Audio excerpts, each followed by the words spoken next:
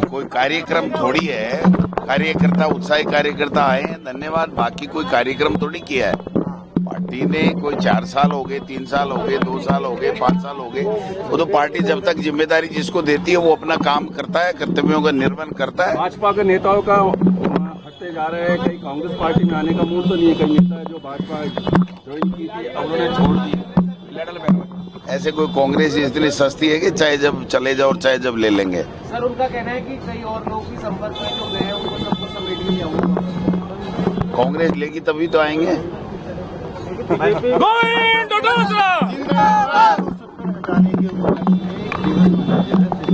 ये केवल देश में नफरत फैलाने का काम करते हैं। संविधान को नहीं मानने वाले लोग हैं, संविधान को तोड़ने की बातें करते हैं। आप बताइए, ये इमरजेंसी कब लगी थी और आज उसका काला दिवस मनाने की बात कर रहे हैं। कभी कह रहे हैं कि स्कूलों में सावरकर को पढ़ाएंगे, उनका दिन मनाएंगे, कभी कुछ कहते हैं, कभी कुछ कहते हैं, कभी जम्मू कश्मीर की बात ले आते हैं, कभी धारा 370 की बात ले आते हैं। मैं ये कहता हूं कि ये भारत का संविधान जो बाबा साहब ने दिया है उसके मुताबिक इस देश को चलना है।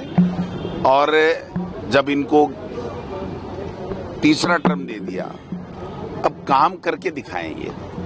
10 साल में तो इन्होंने कुछ किया नहीं, न महंगाई कम की, न बेरोजगारी कम की, न कोई किसान की आमदनी दोगुनी की, न कोई जीवन स्तर में किसी के कोई बदलाव आया है। केवल और केवल बातें करना और बातें करके गुमराह करना, झूठ बोलना, नफरत फैलाना, धार्मिक उन्माद फैलाना, ये भाजपा और आरएसएस की फितरत में है। आप तीसरा टर्म दे दिया इनको और उसके बाद में कोई एजेंडा नहीं, कोई बात नहीं, कोई कार्यक्रम नहीं, कोई योजना नहीं।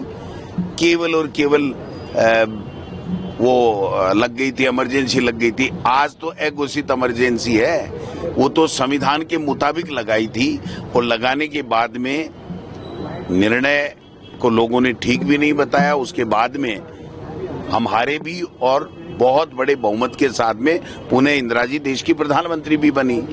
उन बातों को लेकर के कितने दिन चलेंगे? आज वर्तमान में देश के क्या हालात हैं? आग लगी हुई है, बेरोजगारी उच्चतम स्तर पे पहुंच चुकी है हमारी, सबसे ज्यादा। हंगरी इंडेक्स में हम कहां पहुंच गए? इन बातों को देखिए। आज नौजवान कह रहा है हमको काम चाहिए, किसान कह रहा है मेरी जो लागत है उससे कम 10-20%, 50% तो मुझे मुनाफा दिलाइए।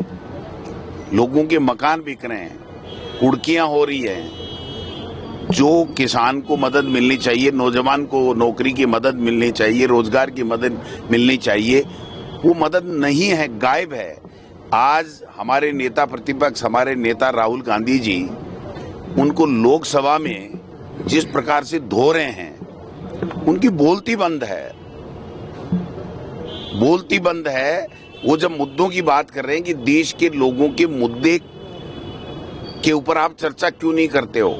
हम राजस्थान की विधानसभा में कहते हैं कि आप लोग प्रदेश की समस्याओं के ऊपर कोई बात होती है तो उसका जवाब क्यों नहीं देते? तो सारे मंत्री फेल है, मुख्यमंत्री फेल, जवाब नहीं दे सके। आप कल देखा होगा मुख्यमंत्री जी ने किस प्रकार हमारे प्रदेश की जगहसाई कराई है पूरे देश में, वो जवाब ही नहीं दे पाए।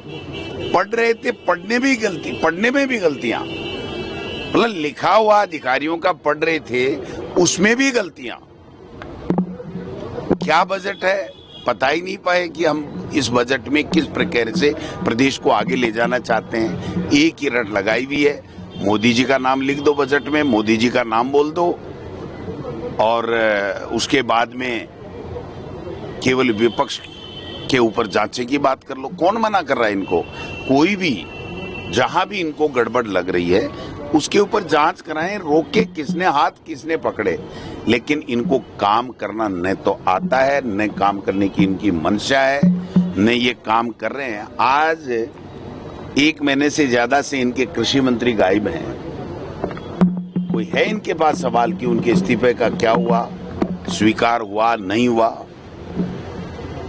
आज सरकार का मंत्री जाकर के अधिकारियों को ज्ञापन दे रहा है तो सरकार को खुद को सोचना चाहिए कि हम कहां खड़े हैं। अनुभवहीन लोगों की टीम है ये, पूरी तरीके से फैल हो चुकी है। राजस्थान की विधानसभा में प्रश्नकाल में एक दिन भी वो जवाब नहीं दे पा रहे हैं, एक बात का जवाब नहीं दे पा रहे हैं। कल भाई साहब जो घोषणा करी उसके बाद लगता है क्या की है घोषणा, कोई बताओ तो सही, क्या कर दी उन्होंने ऐसी घोषणा? वो तो जो हमारे समय में किया हुआ था उसका डाटा पढ़ रहे थे, या जो आंकड़े अधिकारी देते हैं वो आंकड़े पढ़ रहे थे। इसके अलावा उनका विजन कहाँ था, कौन सी योजना थी, कौन सी जनता के फायदे वाली योजना थी जिसमें उन्होंने बजट कोई बढ़ाया हो? उपचुनाव में कोई माइलेज मिलेगा इससे? उनको तो मिलना नहीं है माइलेज, ये वो तो 500 सीटें हार रहे हैं। बीजेपी का सुपड़ा साफ है, एक भी सीट नहीं जीत पा रहे। ये वन स्टेट वन इलेक्शन की बात कर रहे हैं। इनको पूछो कि भरतपुर में जिला प्रमुख का चुनाव नहीं करवा पा रहे हो आप, भादरा में नगर पालिका अध्यक्ष का नहीं करा पा रहे हो, ऐसे ही चित्तौड़ में अध्यक्ष का चुनाव नहीं करा पा रहे, 12 जगह तो ये उपचुनाव नहीं करवा पा रहे हैं। ये काय का वन स्टेट वन इलेक्शन की बात कर रहे हैं? कहां से करा देंगे? ये संविधान को बदल देंगे क्या? कानून को बदल देंगे क्या? जो नगर निकाय का और पंचायत राज का कानून है, पंचायत राज का कानून सेंटर का एक्ट है, कहां से कर देंगे ये? तो ये तो बड़ी बड़ी बातें करते हैं, कुछ भी नहीं कर पा रहे हैं। पूरा का पूरा मंत्रिमंडल फेल है। दिल्ली मुख्यमंत्री को 5-7 बार तलब कर लिया गया है, कड़ी कड़ी चेतावनियां भी दी गई हैं। अब देखते हैं कितना असर होता है, कितना बदलाव होता है, क्या होता है, वो भविष्य के गर्भ में है। बिजली की रेट एक बार महंगी बिजली का बिजली का हम 1 तारीख और 2 तारीख को पूरे ब्लॉक और जिलों में धरना प्रदर्शन कर रहे हैं। बिजली पानी पे एक चर्चा की बात कर रहे हैं, हम चर्चा में भाग लेंगे और ढंग से इनको घेरेंगे। मैं एक बात और कहना चाहता हूं आपके माध्यम से, मैं उम्मीद करता हूं कि मीडिया इस बात को प्रमुखता से ले। आजादी के बाद से जब से विधानसभा का गठन हुआ है, पहली विधानसभा का, तब से लेकर के आज तक ऐसा कोई सत्र नहीं आया जिसमें कानून व्यवस्था के ऊपर चर्चा नहीं हुई हो। आप डिमांड में भी कानून व्यवस्था पे, गृह पे चर्चा नहीं कराना चाहते, आप अलग से भी चर्चा नहीं कराना चाहते। इनका सबसे बड़ा मुद्दा था हमारे खिलाफ बिगड़ती कानून व्यवस्था, नहीं सहेगा राजस्थान का नारा था। आज 6 महीने में वो इनके उल्टा पड़ रहा है। 6 महीने में जो बद से बदतर हालात हो गए हैं। आज आप बताइए, रोजाना शंकरलाल की हत्या हो गई, आज कोई जवाब देने वाला नहीं है। नाथ द्वारा में एक छत के नीचे गिरने से 6 लोगों की मौत हो गई, कोई जवाब देने वाला नहीं है। गृह मंत्री स्वयं मुख्यमंत्री जी हैं, वो सदन में बैठते ही नहीं, शक्ल दिखाने आते हैं। केवल जिस दिन उनको रिप्लाई करना होता है, जवाब देना होता है, या जिस दिन बजट पेश किया गया 2 दिन आए। इतने बड़े हो गए, सदन से बड़े हो गए क्या? सदन के नेता अगर कभी सदन में आए ही नहीं तो वो किस बात के नेता हैं? उनको कैसे समझ में आएगी कि मेरा मंत्री कैसे जवाब दे रहा है? उनको कैसे समझ में आएगी कि प्रतिपक्ष क्या क्या सवाल कर रहा है? उनको कैसे पता लगेगा कि हम सदन का अनुशासन कैसा है, मुझे क्या ठीक करना चाहिए? उनको कैसे पता चलेगा कि बजट में क्या कमी खामी रह गई, लोग क्या बता रहे हैं? ये अंतर्यामी है क्या? वहां बैठ करके सब कुछ ज्ञान ले लेंगे और फिर ज्ञान लेकर के हजम कर लेंगे और हेलीकॉप्टर से उड़ करके उस ज्ञान को पूरे प्रदेश में बांटते घूमेंगे। ये इसलिए बनाते हैं क्या मुख्यमंत्री और मंत्री? इनके मंत्री नहीं रहते। प्रश्नकाल का कायदा है और शून्यकाल का कायदा है कि तमाम मंत्री, अगर वो राज्य के बाहर हो तो एक अलग बात है, बाकी वो अंदर रहते हैं। कभी भी प्रश्नकाल में या शून्यकाल में 25-26 में से 10 से ज्यादा मंत्री, 9-10 से ज्यादा कभी मंत्री नहीं रहते। आज आप देख लीजिए, जाकर के हालात देख लीजिए।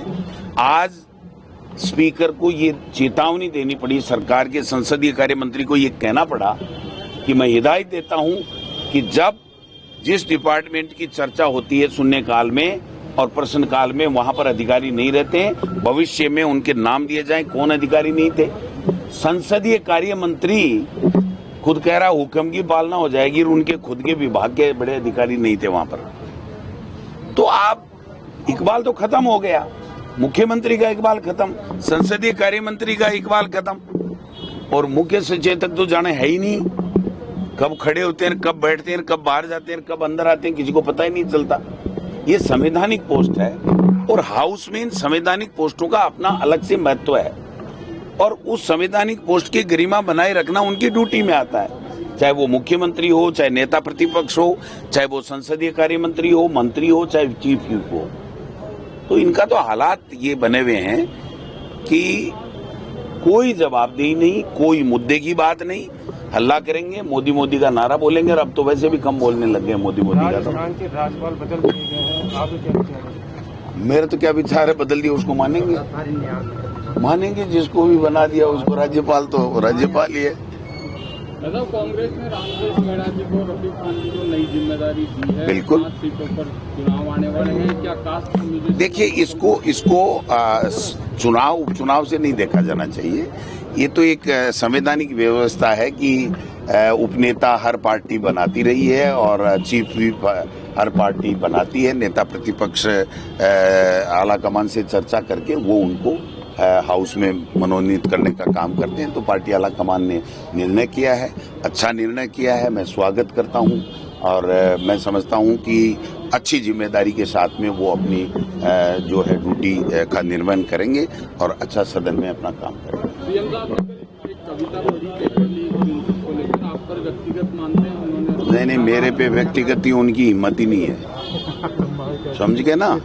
मेरे पे व्यक्तिगत कोई आरोप लगाने की किसी की औकात ही नहीं है, किसी की हिम्मत भी नहीं है और लगा भी नहीं सकता। ये सदन है, ये हवाई बातें कर रहे हैं। मैंने तो कल भी कहा था, मैं आज भी कह रहा हूं, जिस किसी भी प्रकरण में जिस किसी को भी सरकार को लगता है कि हमें जांच करनी है, उसको जांच करे और जांच को अंजाम तक पहुंचाए, किसी को कोई ऐतराज हो ही नहीं सकता। इसलिए किसी की हिम्मत नहीं है, पूछ लेना उनको।